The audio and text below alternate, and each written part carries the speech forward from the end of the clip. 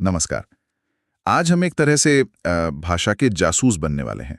भाषा के जासूस? ये तो दिलचस्प है। हाँ, क्योंकि हमारे हाथ लगी है एक सूची। ये 2026 की एसएससी परीक्षाओं के लिए तैयार किए गए कुछ मुहावरों की एक तस्वीर है। अच्छा। अब देखिए, कोई भी इसे देखकर रटना शुरू कर सकता है, लेकिन हम वो नहीं करेंगे। हमारा मिशन कुछ और है। वो क्या है? हम इन शब्दों के पीछे जो तस्वीरें छिपी है ना, उनके विजुअल डीएनए को क्रैक करने की कोशिश करेंगे। ये सिर्फ मुहावरे नहीं है, ये तो छोटी छोटी कहानियां हैं सही बात है। जिन्हें हमारी भाषा ने, आप कह सकते हैं, सदियों से संभाल कर रखा है। तो मकसद परीक्षा पास करना तो है ही, पर उससे भी बढ़कर ये समझना है कि हम जैसा सोचते हैं वैसी ही भाषा कैसे बनाते हैं। हम्म। ठीक है, तो चलिए इस सूची की गहराई में उतरते हैं। भाषा के जासूस, मुझे ये शब्द बहुत पसंद आया, क्योंकि ये बिल्कुल सही है। मुहावरे जो होते हैं वो किसी भाषा की तिजोरी की तरह होते हैं। तिजोरी, वाह। हाँ, जिसमें संस्कृति, इतिहास और इंसानी मनोविज्ञान के पुराने सिक्के छिपे होते हैं। और इस सूची की सबसे खास बात, जैसा कि आपने कहा, वो तस्वीरें हैं। हाँ, वो तस्वीरें। वो सिर्फ सजावट के लिए नहीं है, वो उस तिजोरी की चाबी है। मनोविज्ञान में एक सिद्धांत है, डुअल कोडिंग थियरी। अच्छा। वो कहता है कि हम जानकारी को बेहतर तरीके से याद रखते हैं जब वो हमें शब्दों और तस्वीरों दोनों रूपों में मिलती है। और ये सूची अनजाने में ही सही बिल्कुल यही कर रही है। ये हर मुहावरे को हमारे दिमाग में दोगुना ताकतवर बना रही है। अरे वाह, तो मतलब ये सिर्फ कोई स्टडी शीट नहीं है, ये तो एक किस्म का ब्रेन हैक है। बिल्कुल। चलिए, तो फिर इसी बात पर अपनी जासूसी शुरू करते हैं। पहली कैटेगरी जो है वो है टकराव, व्यवहार और व्यक्तित्व को लेकर। और पहला ही मुहावरा है अ बोन ऑफ कंटेंशन। अब इसका सीधा मतलब तो हम सब जानते हैं, है ना? झगड़े की वजह। हाँ, झगड़े की जड़। और तस्वीर में भी देखिए, दो लोग एक हड्डी के लिए लड़ रहे हैं। मतलब काफी सीधा साधा लगता है ये तो। लगता तो है, लेकिन अगर हम थोड़ा और खोदे तो ये इंसानी फितरत के बारे में कुछ गहरा बताता है। जैसे कि सोचिए, हड्डी अपने आप में उसकी क्या कीमत है? शायद कुछ भी नहीं। लेकिन जब दो लोग उस पर अपना हक जताते हैं तो वो हड्डी नहीं रह जाती, वो अहंकार का प्रतीक बन जाती है। अच्छा, मतलब हड्डी से ज्यादा लड़ाई जीतने पर ध्यान है। बिल्कुल। ये मुहावरा हमें याद दिलाता है कि दुनिया के ज्यादातर बड़े बड़े विवाद, चाहे वो परिवारों में हो या देशों के बीच, असल में बोन ऑफ कंटेंशन से ही शुरू होते हैं।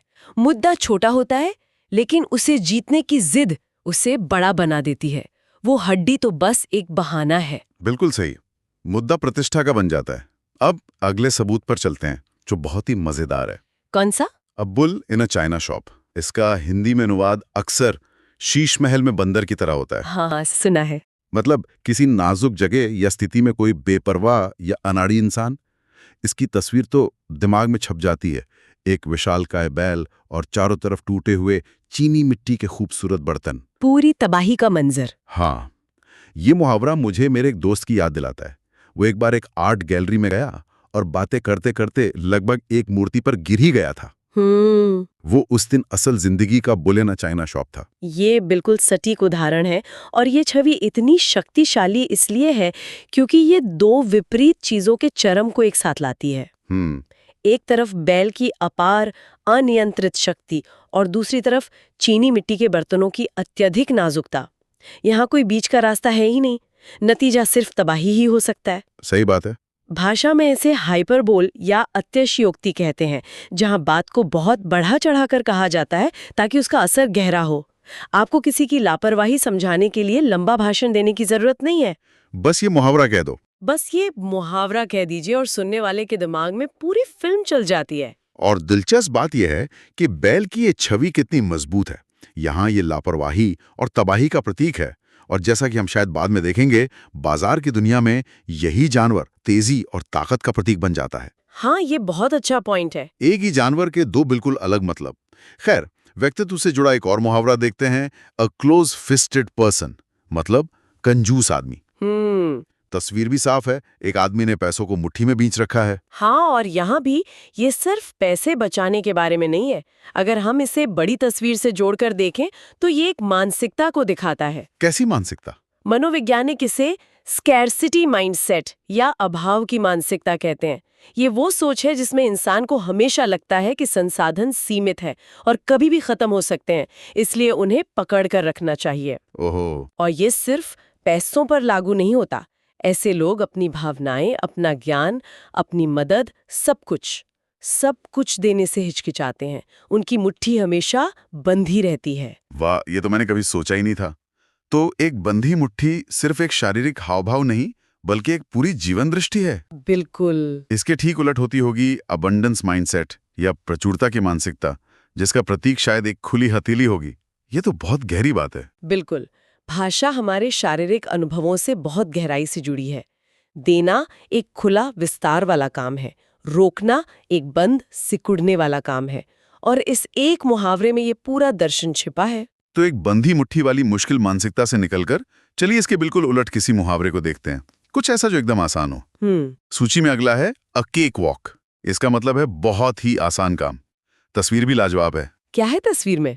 एक आदमी केक से बने रास्ते पर मजे से टहल रहा है। इससे ज्यादा आसान और मजेदार क्या हो सकता है? और ये भी दिलचस्प है कि दुनिया की कई भाषाओं में आसान चीजों के लिए खाने पीने की चीजों का इस्तेमाल होता है। अच्छा। जैसे इंग्लिश में ही इजी एज पाई भी कहते हैं। हिंदी में हम कहते हैं ये तो बच्चों का खेल है या बाएं हाथ का काम है। हाँ, सही बात है। केक खाना एक ऐसा अनुभव है जिसमें कोई मेहनत नहीं, सिर्फ आनंद है। तो भाषा ने उस आनंद वाले अनुभव को उधार लेकर किसी भी आसान काम को बताने के लिए इस्तेमाल कर लिया।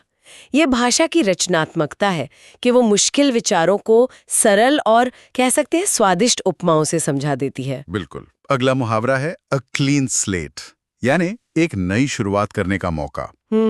एक नई शुरुआत। तस्वीर में एक क्लासरूम का ब्लैक बोर्ड है जिसे साफ किया जा रहा है। ये छवि हम सब के मन में बसी हुई है। पुरानी गलतियों को मिटाना और एक नई शुरुआत के लिए जगह बनाना। और ये विचार हमारे लिए इतना आकर्षक क्यों है? ये गहरा मनोवैज्ञानिक सवाल है ना? हाँ, क्यों है? क्लीन स्लेट का विचार हमें उम्मीद देता है। ये हमें बताता है कि हम अपनी पिछली गलतियों के कैदी नहीं हैं। हम हमेशा एक नई कहानी शुरू कर सकते हैं। सही है। आज के डिजिटल युग में तो ये और भी प्रासंगिक हो गया है। यूरोप में राइट टू बी फॉरगॉटन जैसा कानून है। हाँ, सुनाए उसके बारे में। जो लोगों को इंटरनेट से अपनी पुरानी जानकारी हटाने का अधिकार देता है। वो एक तरह से डिजिटल दुनिया में क्लीन स्लेट की ही मांग है। ये हमारी आगे बढ़ने की बुनियादी मानवीय इच्छा को दर्शाता है। ये तो एक बिल्कुल नया दृष्टिकोण है। एक पुराने मुहावरे को आज के डिजिटल अधिकार से जोड़ना कमाल है। अब एक रहस्यमयी मुहावरे पर आते हैं। अ क्लोज्ड बुक, मतलब एक रहस्य। हाँ। तस्वीर में एक पुरानी बंद किताब है जिस पर शायद ताला भी लगा है। ये एक शानदार मुहावरा है क्योंकि ये ज्ञान के हमारे सबसे बड़े प्रतीक यानी किताब को ही इस्तेमाल करता है। किताब का काम है खुलना, ज्ञान देना। बिल्कुल। या उस पे ताला लगा हो तो वो अपने असली मकसद के ठीक उल्टा काम कर रही है। वो ज्ञान को छिपा रही है। अच्छा। इसीलिए जब हम किसी व्यक्ति के लिए कहते हैं कि he is a closed book to me, तो इसका मतलब है कि मैं उसके विचारों, उसकी भावनाओं तक पहुंच ही नहीं पा रही हूँ। वो मेरे सामने है पर उसका ज्ञान मेरे लिए बंद है। हाँ, और इसकी तुलना अगर इसके उलट मुहावरे to read someone like an open book से करें तो इसका मतलब और भी साफ हो जाता है। बिल्कुल। एक तरफ सब कुछ खुला है, पारदर्शी, और दूसरी तरफ सब कुछ बंद और रहस्यमयी। चलिए इस रहस्य को सुलझाने की कोशिश से आगे बढ़कर लोगों को बदलने या प्रभावित करने की दुनिया में चलते हैं।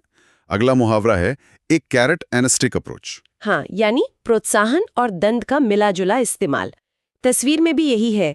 गधे को चलाने के लिए उसके मुंह के आगे गाजर लटका दी गई है और पीछे एक छड़ी तैयार रखी है। ये सिर्फ एक मुहावरा लगता है, लेकिन क्या ये असल जिंदगी में काम करता है? इसमें आकर्षक बात यह है कि ये सिर्फ एक मुहावरा नहीं, बल्कि मैनेजमेंट और मनोविज्ञान की एक पूरी विचारधारा है। और आज इस पे बहुत बहस होती है। अच्छा। ये इंसानी प्रेरणा के दो सबसे बुनियादी पहलुओं को छूता है। इनाम की चाहत यानी गाजर और सजा का डर यानी छड़ी। लेकिन आज के दौर में कई मैनेजमेंट गुरु इसे एक पुरानी सोच मानते हैं। क्यों? उनका कहना है कि ये सिर्फ बाहरी प्रेरणा यानी एक्सट्रिंसिक मोटिवेशन पर जोर देता है।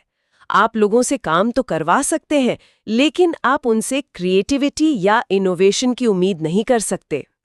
वो तो अंदर से आता है। बिल्कुल, वो तो अंदरूनी प्रेरणा इंट्रिंसिक मोटिवेशन से आती है।